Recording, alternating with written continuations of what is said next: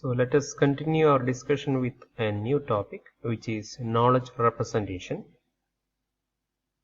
Before moving on to that topic, let us recap what we have studied with respect to AI techniques. The main AI techniques are search, use of knowledge, and abstraction. As we all know, search is the process of finding a solution to a problem. We can try different sequence of actions or operations so that a solution is found out. This sequence of operation is called as the search process or search algorithm. And when the problem becomes complicated or large, we may have to use different heuristics or information so that an optimal solution is found out. They are called as knowledge. So along with the search operation, we have to use knowledge. Again, abstraction means we have to hide something from the others. That is, here we are separating important features and notifications from the unimportant ones. We have seen that unimportant facts or knowledge or information is called as noise in dataset. So we have to remove such information so that the problem will not become complicated. So these are the three main AI techniques: search, use of knowledge, and abstraction.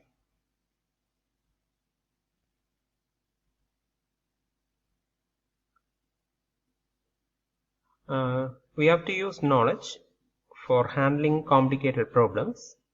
Mostly the knowledge system is formed using rule-based system, which is also called by the names expert system or production system. In the methods of AI, knowledge is said to be the domain information used for solving problems in that particular domain. Whichever information we have about a domain, that can be used to solve problem in that domain. That is known as knowledge. When we have a knowledge, if we want to use the knowledge, we have to represent in this knowledge in the computer system. So we have to define a knowledge representation scheme, and this scheme specifies the form of the knowledge used in an agent, because agent is responsible for providing this information into our searching methods.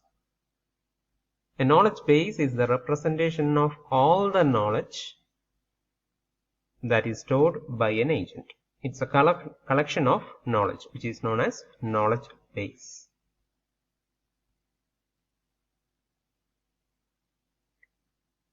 We humans are good at understanding, reasoning, and interpreting knowledge. And using this knowledge only, we are able to perform various actions in the real world. And this has to be done with the case of machines also, so that they can imitate human beings. So how do machines perform this action? That is, understand, reason, and interpret knowledge. So there, the knowledge representation, in short we'll be calling it as KR, knowledge representation, comes into account.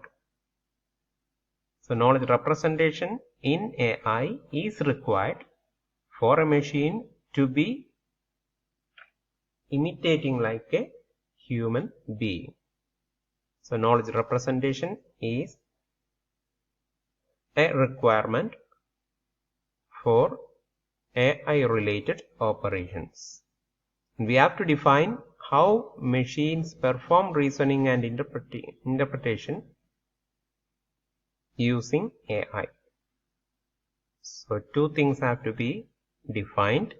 a knowledge representation, and how to perform reasoning using this knowledge.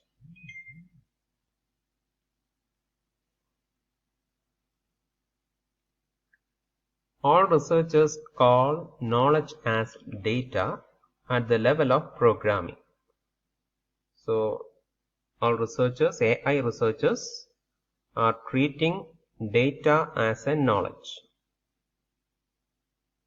Data becomes knowledge when a computer program represents and uses meaning of some data. Suppose we have a value 5, it is a data, but it will be having different meaning in different situations. 5 can be the height measured in meters, or a distance measured in kilometers, or some days, or hours, or weight, anything of that sort. Whenever we assign a meaning to this value according to the demand of the situation, then it becomes a knowledge. So knowledge and data are different. When we assign meaning to a data or value, it becomes a knowledge. So knowledge-based programs are written in programming languages designed to manipulate data as symbols. We have specially designated languages for handling knowledge-based systems. List processing, Lisp, is something of that sort. So AI will be using programming languages designed for manipulating data or take out meaning of the data, which is represented as symbols. So this is a representation, knowledge representation, symbolic representation of information.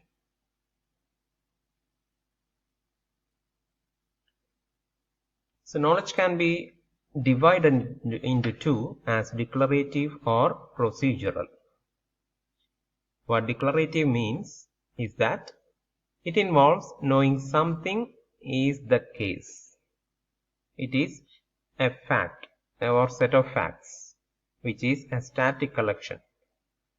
For example, C is the third letter of the alphabet. A, B, after that C. It's the third letter in the English alphabet.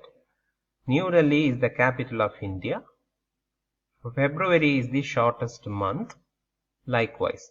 So everyone will be having this knowledge, let it be X or Y.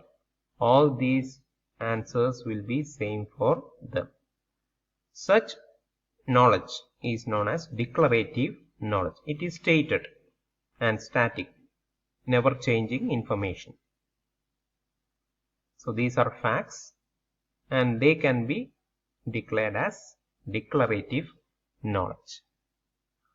So it is represented as a static collection of facts with a set of procedures for manipulating the facts. So one part of knowledge is declarative knowledge, which is having static information that will not be changing. Another one is procedural knowledge, which involves the know-how to do something. So riding a bicycle is an example. We have to do some action for getting that task to be done. It is a procedure. Doing an action is the execution of the procedure. So that is one knowledge. We should have information about that procedure. That is called as procedural knowledge. We may not be able to explain how we do it, because for cycling we have to have a balancing factor there. We should not step our leg or toe into the ground.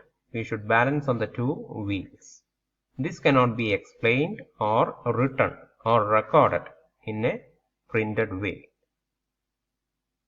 So such difficulties exist in procedural knowledge. We cannot explain what we have to do in some cases.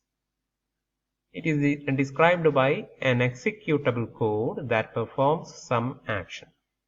So both these knowledges are required or necessary. It has to be captured and represented for moving along with search operations in AI related problems.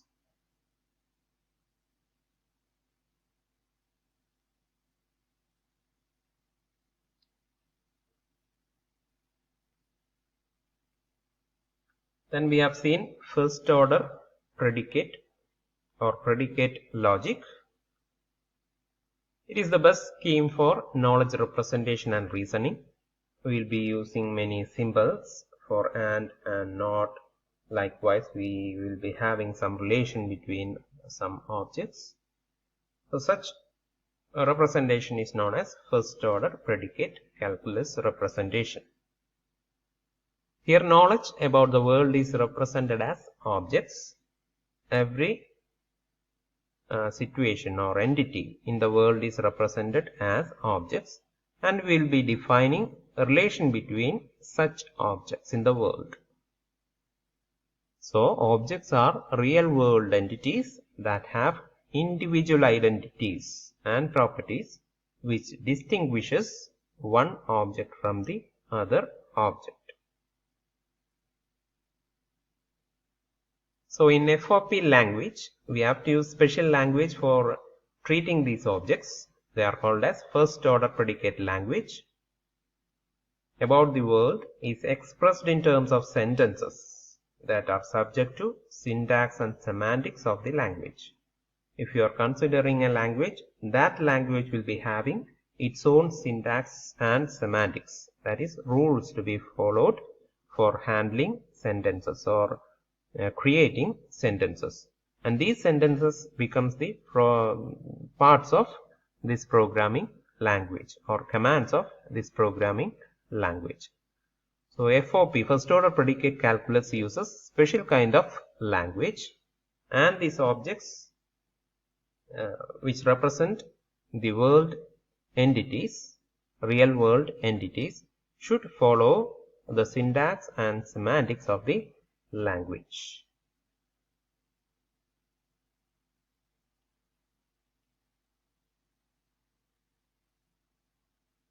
In AI research, common sense knowledge is the collection of facts and information that an ordinary person is expected to know. Every human being is having common sense. So the information available with a common man is called as common knowledge, common sense knowledge in other words. The collection of such common sense knowledge is called as common sense knowledge base. It is a database containing all the general knowledge that most people possess. It is represented in a way that it is available to AI programs that uses natural language or make inferences about ordinary world. So in whichever form we are expressing the knowledge, that should be handled or manipulated by special languages. For this common sense knowledge handling, we will be using natural languages. So each language will be having its own syntax and semantics that should be followed for forming the sentences or structure of a sentence. And this structure is followed in knowledge representation. Some of the most difficult problems in knowledge representations are: one is default reasoning, another one is range of common sense knowledge, and the final one is sub-symbolism in common sense knowledge. So while representing knowledge in a system, we may have to face these difficulties. They are default reasoning, range of common sense knowledge, and sub-symbolism in common sense knowledge. Let us see them one by one. First is default reasoning. It's a form of non-monotonic reasoning. Non-monotonic means changeable. This reasoning is changeable, or reasons are changeable. Monotonic means it is static. So non-monotonic reasoning, where probable conclusions are inferred based on general rules which may have exceptions. Based on some rules, we will be having some decisions or reasons to say something. So it is non-monotonic in the sense that additional information may force us to withdraw earlier conclusions. Namely, whenever the additional information show that the case at hand is exceptional. That means we will be making some decision based on some information available at hand.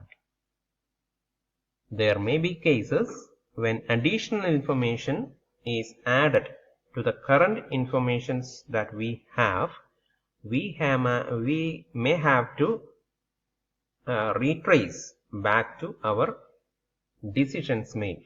We may have to correct the decisions or replace the decisions that we have made with the beforehand information available.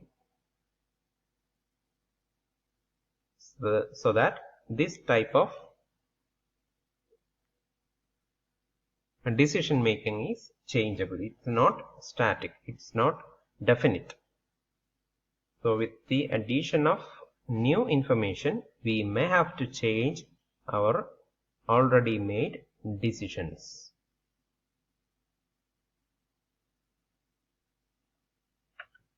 So in normal cases, in classical logic, adding information in the form of additional premises never invalidate any conclusions. In normal cases, suppose we have some 10 or 12 information available, and based on this we are making some decisions.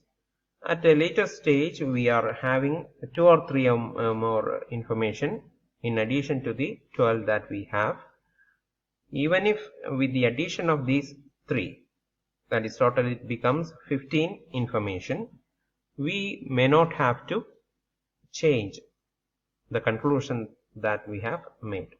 Such is the classical logic problem. But in a common sense reasoning, whenever we have to make decision, we should have, say, X number of factors or information for making such a decision. Suppose we are having some information which is not counted up to this X number X, then we will be assuming some information. So that if we are having 10 information available with us, and if we want 2 more, we will be assuming the 2, because the assumption is made on the fact that with this 10 information, this is the only possibility for us to proceed. So we will be making assumption on these 2 informations, so that it becomes 12, which is adequate for making a decision or conclusion. And it is possible that at a later stage we are available with these 2 additional information which is not matching with our assumptions made earlier for making the conclusion. In that case, we may have to revert the decision or conclusion made. So often it draws probable conclusions based on the general rules expressing what normally is the case, together with the assumption that the world about which we reason is normal and as expected. So we are expecting something to happen, and based on that we are making the conclusion. That is, we are making some assumption on the rules or information that has to be applied. This is the best we can do in situations in which we have only incomplete information. This assumption is made when the information is not complete.